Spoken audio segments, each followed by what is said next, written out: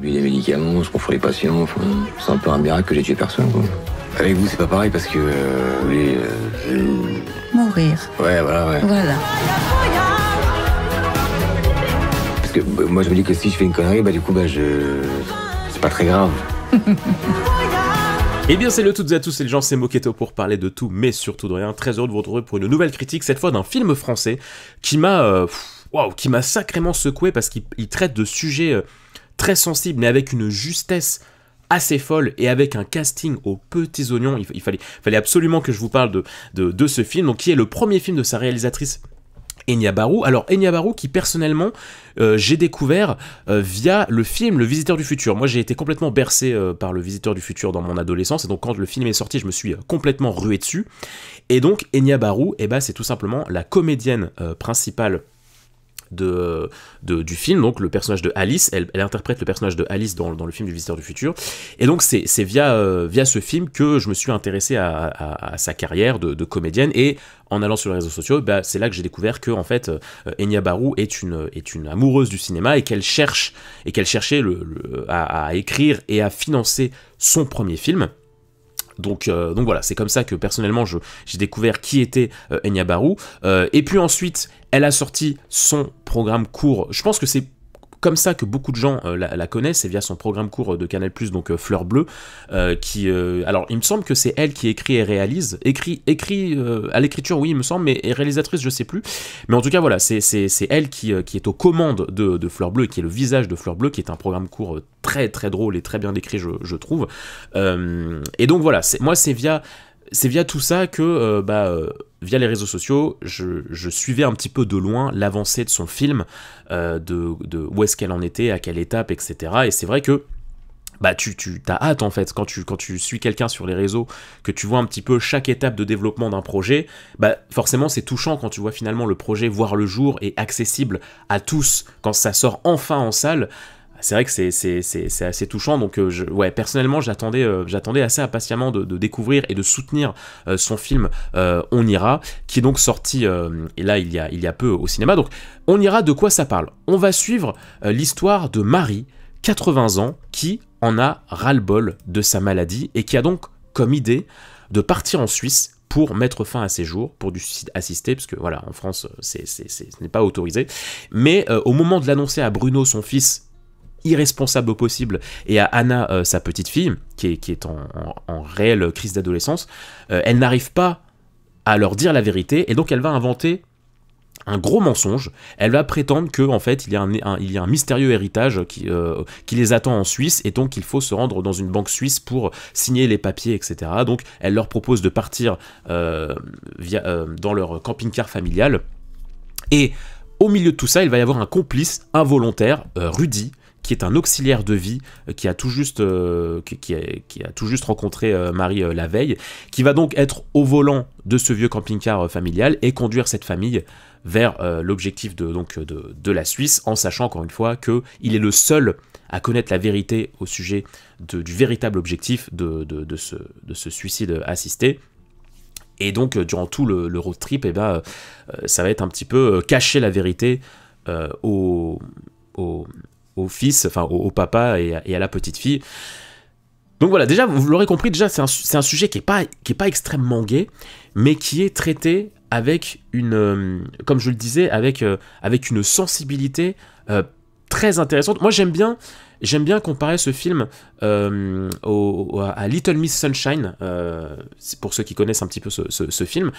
Il est très semblable à Little Miss Sunshine, donc ce côté road trip familial, ce côté on est une famille qui n'arrive pas du tout à communiquer, une famille un peu dysfonctionnelle dans la communication, avec un membre de la famille qui est un petit peu mal en point d'un point de vue santé. Enfin voilà, ça m'a beaucoup rappelé ce film, Little Miss Sunshine à la française, mais encore une fois c'est pas du tout un copier-coller. Il y a de grandes forces dans ce film qui m'ont beaucoup plu. Déjà, la première chose que je tenais à dire à propos de ce film, c'est que j'ai trouvé l'écriture très intelligente. C'est-à-dire que là où je m'attendais à ce que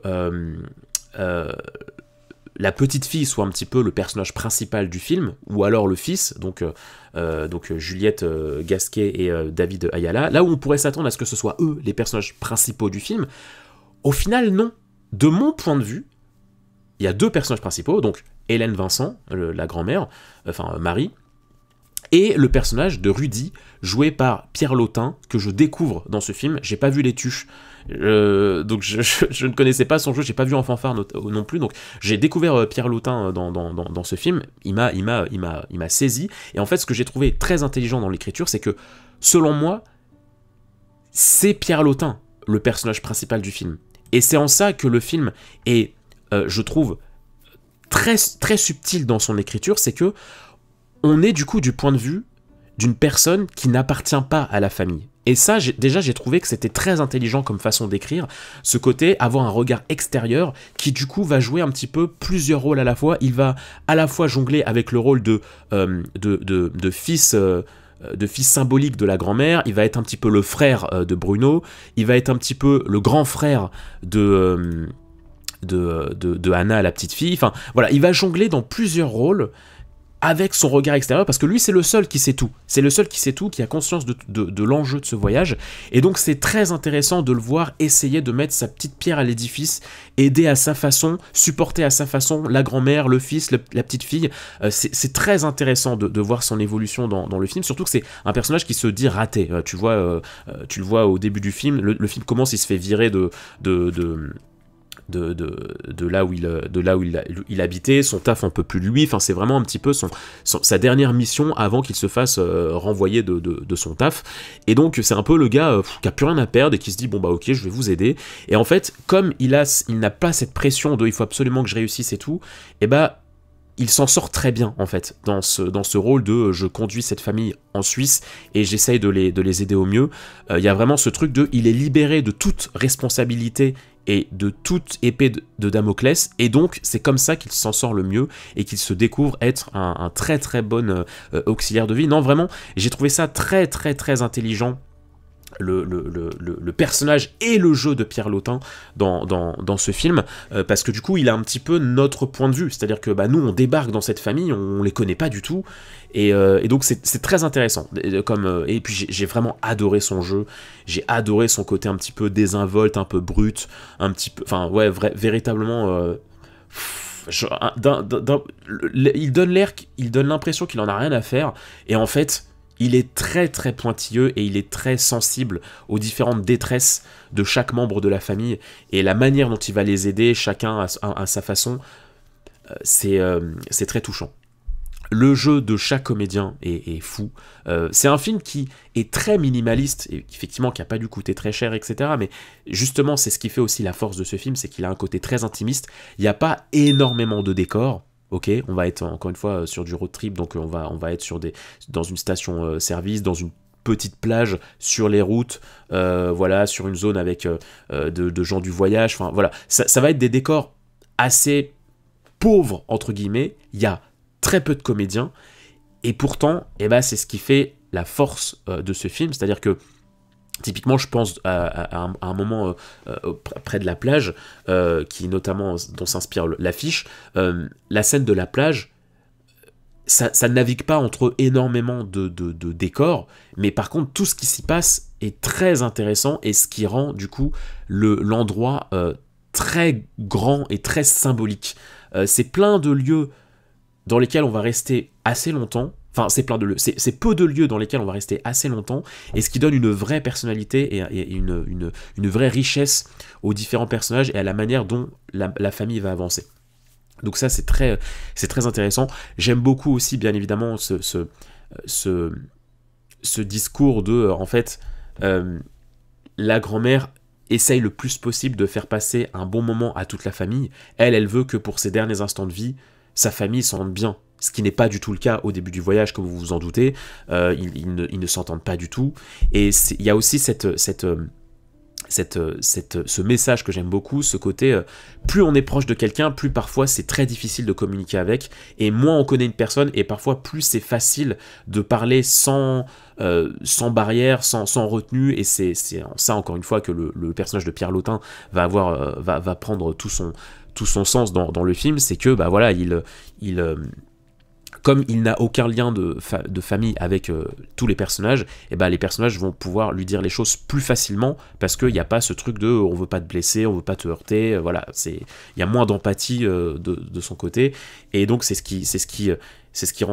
qui donne toute la saveur ironique de ce film, c'est que c'est véritablement celui qui n'appartient pas à la famille qui obtient toutes les confessions, et la manière dont la famille va un petit peu se rabibocher, va un petit peu se relier à nouveau, c'est vraiment touchant. C'est très touchant. Le film, encore une fois, aborde des sujets très lourds, comme le suicide assisté, comme le fait de « mais je devrais être en mesure de décider moi ce que je veux faire de mon corps ». Voilà, la maladie, c'est terrible. Pendant que j'ai encore la tête sur les épaules, pendant que je ressens encore des choses véritablement et que je pense avec ma tête et que j'ai un cœur, eh ben je veux être en mesure de décider ce que je veux faire. Ça, c'est un message très beau, très politique, quasiment féministe, hein, clairement, hein, parce qu'il y a ce côté aussi, voilà, je suis une femme de 80 ans et je veux pouvoir décider ce que je veux faire, et je suis une femme forte parce que le fait de supporter ça et de pouvoir décider, ça fait de moi une femme forte. Et donc, il y a tous ces messages politiques au travers du film, mais qui sont traités sans aucune envie de t'assommer, en fait. C'est clairement... C'est pas du tout un film qui veut absolument te bourrer le crâne de son message bienveillant. Non, non, non, ça le fait avec une tendresse et une justesse assez folle, et qui donne qui t'offre un message du coup d'autant plus touchant parce que c'est doux, c'est apporté d'une manière très douce, très délicate. Ça ne cherche pas à absolument t'imposer une vision, pas du tout. C'est une vision qui t'est proposée, mais à aucun moment ça a un côté un petit peu moralisateur ou quoi que ce soit. En tout cas, moi, je ne l'ai pas du tout senti comme ça. Et donc, aussi, ce qu'il faut souligner, c'est que les sujets sont compliqués, mais c'est aussi drôle. Hein. C'est une comédie dramatique. Il y a des moments très drôles qui passent très bien par souvent du quiproquo, et par le jeu bien sûr formidable des comédiens. Mais moi, c'est ça aussi cet humour, il a beaucoup fonctionné sur moi parce que c'est un humour qui par moments tourne un peu dans l'absurde du côté de Rudy, le personnage de Pierre Lotin, mais surtout ce qui fonctionne très bien, c'est que c'est véritablement du téléphone arabe, quoi. C'est-à-dire qu'en fait la grande majorité des blagues de ce film passe par le fait que ils ne s'écoutent pas, en fait, les personnages. Ils se parlent entre eux, ils se gueulent dessus, mais ils ne s'écoutent pas. Ce qui fait que, t'en as un, il se dit, bah, il m'a dit ça. Non, il t'a dit ça. Ah bah oui, ok, il m'a dit ça. Mais non, t'as toujours pas compris ce qu'il t'a dit. Et donc ça fonctionne très bien. Ce qui atténue beaucoup les messages, quelquefois assez graves, et les scènes assez tristes et bouleversantes du film. Mais non, je trouve qu'il y a un grand bravo à Enya Barrow, parce que je trouve qu'il y a un jonglage entre les phases d'humour et les phases dramatiques qui fonctionnent très bien. Je trouve que c'est très bien équilibré, les phases rigolotes et les phases déprimantes. Surtout que les phases déprimantes sont toujours très bien mises en scène, très bien écrites, via des choses simples. Hein. Ça va être via un jeu de société, via une fête, un feu d'artifice, un barbecue, enfin une scène de danse toute simple. Mais c'est terriblement bien mis en scène et bien écrit. Et moi, c'est ce que j'ai envie de féliciter pour ce film, c'est à quel point Enya Barrow passe par des décors simples, des personnages simples, des mises en scène simples, pour faire passer des choses très fortes. Et ça, c'est quelque chose qui m'a beaucoup plu. C'est pas un film qui déborde d'artifice, et c'est tant mieux, parce que c'est ça qui donne la grande force de ce film et de cette famille. Donc franchement, ouais, j'ai vraiment adoré ce film. Je le regarderai à nouveau avec grand plaisir. Il y a quelques petits défauts, notamment sur le fait que, bon, il y a certains raccourcis scénaristiques, il y a certains trucs qui sont un peu faciles, la manière dont Marie garde le secret pendant assez longtemps dans le film, et à quel point les personnages manquent de se poser des questions. Des fois, c'est un petit peu gros. Voilà, il y a quelques phases de dialogue qui sont un peu gros, où tu sens le mensonge, tu sais que ça ne peut pas fonctionner, et ça fonctionne quand même, l'illusion elle fonctionne alors qu'elle devrait pas fonctionner. Bon, il y a quelques petits passages comme ça, il y a quelques résolutions qui ne sont pas évoqués. Je pense notamment à certains problèmes personnels, financiers que traverse le personnage du père, quelques problèmes perso vis-à-vis de la mère de la petite fille. Voilà, il y a quelques petites phases, il y a quelques petites lignes narratives qui ne trouvent pas forcément de résolution, et en même temps, c'est pas si grave, parce que c'est pas du tout ce dont traite le film. Il vaut mieux rester focus que de s'éparpiller, je pense. Donc, quand bien même, par moments, ça m'a un petit peu gêné qu'on finisse pas avec tel ou tel truc. Je pense aussi à l'histoire du rat, le petit rat de Paul Rudy, enfin de Rudy, pardon. Pareil, j'étais là... ah ouais, mais du coup, c'est bizarre, parce que ça dégage comme ça dans l'histoire. Enfin, c'est triste, quoi, mais... Bon, c'est pas non plus très très grave, mais c'est vrai qu'il y a quelques petites pastilles d'histoire qui s'évapore un petit peu dans le récit. Mais d'un autre côté, c'est mieux que ça finisse là où ça termine dans le film, plutôt que si ça avait cherché absolument à aller sur de l'épilogue et de l'épilogue et de l'épilogue. C'est d'une simplicité et d'une générosité à toute épreuve, un film très intimiste que je vous encourage à fond à aller voir. Et encore une fois, un grand bravo à Enya Barou. C'est véritablement, pour un premier film, eh bah purée, le sujet est 100% validé, 100% bien traité, avec un casting très très très fonctionnel. Encore une fois, je remercie. Alors ils sont tous dingues, hein, mais Pierre Lotin, j'en reviens pas. Je suis tellement heureux d'avoir découvert un tel comédien dans un film, parce que son jeu, son personnage, ah ouais, il est sacrément touchant. J'ai été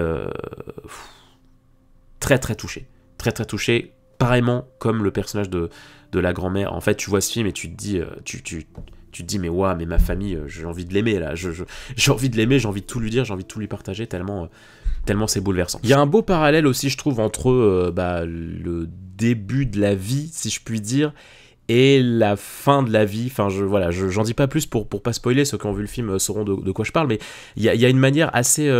alors subtile, je sais pas si c'est le mot, mais il y a une manière assez intelligente de mettre en dualité le point de départ de la vie et la finalité de la vie. Et la manière dont le film présente ça, j'ai trouvé ça très intéressant, très poétique, en fait, dans ce que représente cette idée de cycle, en fait, de la vie, si je puis dire. Voilà, moi je pense que j'ai fait le tour. Il y a une belle utilisation de la musique aussi, j'en dirai pas plus, mais la manière dont la musique apporte son lot diégétiquement, il y a un vrai sens à la musique aussi dans le film, et j'ai beaucoup aimé aussi cette partie du récit.